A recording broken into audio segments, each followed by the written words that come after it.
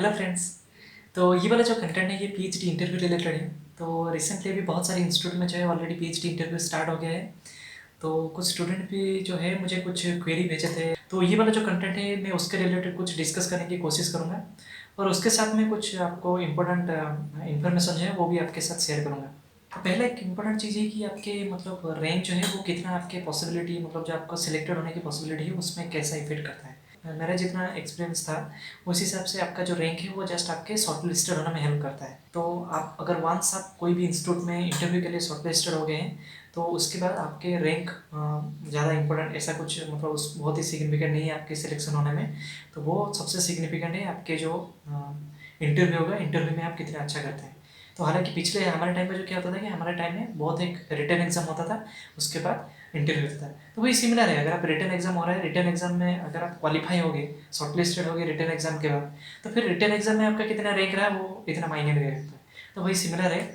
तो अगर आप शॉर्ट लिस्टेड हो गए हैं तो उसमें आपका मतलब सिलेक्ट होने का चांस एग्जैक्टली सेम है देन अनदर स्टूडेंट जिसके मतलब रैंक जो है आपसे अच्छा है। तो उसमें कोई फ़र्क नहीं पड़ता। आप जस्ट आपके इंटरव्यू जो है उसको अच्छा करने की कोशिश कीजिए। तो इस बार भी जो है इस बार एक हालांकि बहुत कम स्टूडेंट का शॉर्ट लिस्टेड किए हैं। तो इसमें प्रॉब्लम क्या है कि पिछले टाइम में क्या होता था कि आप generally most of the institute जो है उनके मतलब एक रिटन एग्जाम होता था, उसके बाद इंटरव्यू होता था। तो इंटरव्यू में प्रैक्टिकली फिजिबल नहीं है कि बहुत ही लार्ज नंबर ऑफ स्टूडेंट को इंटरव्यू करना। तो वो एक लिमिटेड रिसोर्सेज के हिसाब से मतलब लिमिटेड नंबर ऑफ स्टूडेंट को इंटरव्यू कर सकते हैं। तो इसीलिए वो मतलब पर जनरली क्या पहले एक रिटर्न क्योंकि होता था, रिटर्न में कुछ स्टूडेंट्स स्क्रीनिंग करके फिर बाकी जो स्टूडेंट्स शॉर्ट लिस्टेड होंगे रिटर्न के बाद तो उन्हीं को जस्ट इंटरव्यू करते थे। तो इस बार क्या है कोविड-19 के कारण वो जो रिटर्न एग्जाम है वो वाला मतलब होना पॉसिबल नहीं हो रहा है, क्योंकि स्टूडेंट को यहाँ कैंपस में नहीं ला सकते। तो इसीलिए क्या है कि इस बार जस्ट इंटरव्यू हो रहा है। तो इसीलिए बहुत सारे जो मतलब स्टूडेंट जो है उनको इवन शॉर्ट लिस्ट भी नहीं, इवन उनका रैंक भी जो है वो अच्छा है, फिर भी बहुत सारे जो इंस्टीट्यूट है उनको शॉर्ट लिस्ट इवन नहीं किए। तो इसमें वही एक मतलब एक सैड थिंग है कि आप लोगों के टाइम में ही इस टाइप का हुआ। अगर आपको रिटर्न के लिए बुलाते हैं तो आपके पास और एक चांस मिलता है, अगर आप रिटर्न में अच्छा कर देंगे तो फिर आप इंटरव्यू के लिए शॉर्ट लिस्ट होने की चांस रहता है। तो इस बार नहीं हुआ मतलब अनफॉर्चुनेटली। तो क्या करें मतलब वही है, मतलब सिचुएशन वैसा ही है तो सब चीज़ बहुत ही मतलब ठीक ठाक नहीं हो पा रहा है। तो अगर आप सिलेक्टेड हो गए हैं तो आप मतलब बिल्कुल निश्चिंत रहिए, आपके कोई मतलब आपके रैंक के हिसाब से कुछ फ़र्क नहीं पड़ता है। आप प्रिपरेशन के ऊपर ज़्यादा ध्यान दीजिए। मैं मतलब प्रिपरेशन बहुत जो एक्स्ट्रा जो थी बहुत सारे इंपॉर्टेंट फैक्टर है उसके ऊपर ध्यान दीजिए। मैं उसके रिलेटेड भी बहुत सारा मतलब कंटेंट भी ऑलरेडी बना चुका हूँ। मुझे मेरा जो यूट्यूब चैनल है होम पेज में विजिट करके चेक कर सकते हैं वहाँ। तो वही है, अगर आप एक बार से शॉर्ट लिस्टेड हो गए तो आप उसमें रैंक आप अभी कोई इम्पोर्टेंट नहीं है, आप सब इक्वल है। जितने भी स्टूडेंट को बुलाए हैं सब इक्वल है। अगर आपके इंटरव्यू अच्छा रहता है तो फिर आपको सेलेक्ट होने में मतलब आराम से आप सेलेक्टेड हो सकते हैं। तो दूसरा भी और कुछ कुछ स्टूडेंट मतलब पूछे थे, मतलब वो थोड़ा ऑडिट थे कि बहुत सारे जो इंस्टीट्यूट है मतलब जो नया इंस्टीट्यूट है वहाँ नंबर ऑफ सीट बहुत कम है। फॉर एग्जांपल आप कोई दूसरा इंस्टीट्यूट देखेंगे तो मतलब जो बहुत ही पुराने इंस्टीट्यूट है, फॉर एग्जांपल हमारे टाइम में स्पेशली जो हमारे टाइम में जो आईआईटी रुड़की था वहाँ मतलब 53 स्टूडेंट को सिलेक्ट किया था। एज कम्पेयर टू अगर आप कोई नया आईआईटी में देखेंगे तो नियरली फोर स्टूडेंट, हमारे टाइम में फोर स्टूडेंट्स हमारे यहाँ आईआईटी भिलाई में 4 स्टूडेंट को सिलेक्ट किए थे पीएचडी के लिए। तो पर मतलब जनरली हम लोग को क्या लगता है कि यार यहाँ तो बहुत ही कम सीट है तो यहाँ मुझे मतलब अप्लाई नहीं करना चाहिए, यहाँ सेलेक्ट होने की चांस बहुत कम है। जहाँ ज़्यादा सीट है वहाँ शायद सेलेक्ट होने की चांस बेटर हो सकता है। तो ऐसा बिल्कुल मत सोचिए, आप बहुत ही अच्छे से प्रिपेयर कीजिए। यहाँ मतलब अगर अभी ना एक भी सीट है, अगर आप अच्छे से प्रिपेयर किए हैं तो आपको होने की चांस बहुत ही अच्छा है इसमें।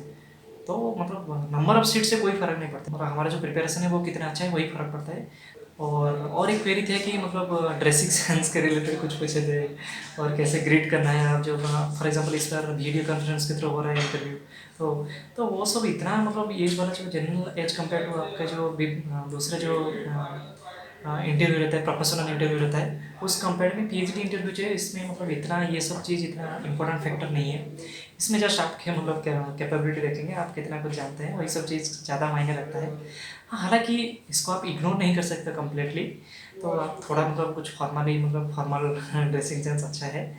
और ग्रेड भी जो है वही आप जस्ट ऐसे बोल सकते हैं कि अभी मतलब फॉर एग्जांपल मॉर्निंग टाइम है तो जस्ट बोल सकते हैं कि सर गुड मॉर्निंग, और जस्ट थोड़ा स्माइल है अच्छा है, मतलब और कुछ नहीं। और एक चीज़ इसके साथ में आपके साथ शेयर करना चाहूँगा कि आप जो एक ये बहुत ही इंपॉर्टेंट एस्पेक्ट है कि आपके जो जो कुछ भी क्वेश्चन पूछ रहे हैं तो कोई भी आप मतलब इंटरव्यू में हो या कोई आप कॉन्फ्रेंस में हो, कुछ भी हो, अगर आपके कोई भी क्वेश्चन पूछ रहे हैं, अगर आप क्वेश्चन आपको बहुत ही अच्छे से समझ में नहीं आया या कोई छोटा सा भी पार्ट में आपको इतने मतलब क्लियरली समझ नहीं पाए कि वो क्या पूछ रहे हैं, तो वो आप इंटरप्ट तुरंत कीजिए। आप उनको पूछिए कि sir could you please repeat this question, और आप could you please explain, actually I can not understand. तो आप तुरंत उनको इंटरप्ट कर सकते हैं। तो क्वेश्चन आपको बहुत ही पेशेंटली आपको क्वेश्चन पहले समझना पड़ेगा कि या क्या पूछ रहे हैं। आप आंसर तुरंत देने की कोशिश मत कीजिए। मैं पहले भी एक वीडियो था, इसमें भी बताया था कि आप क्वेश्चन जो भी पूछ रहे हैं वो क्वेश्चन को समझने की कोशिश कीजिए, और उसके बाद थोड़ा मतलब पॉज लेके आप फिर आराम से आप रिप्लाई दीजिए। तुरंत मुझसे जल्दबाजी में कुछ रिप्लाई देने की कोशिश मत कीजिए, तो आप इसमें गलत आंसर देने के चांस बहुत बढ़ जाता है और आप ठीक से आंसर नहीं दे पाएंगे।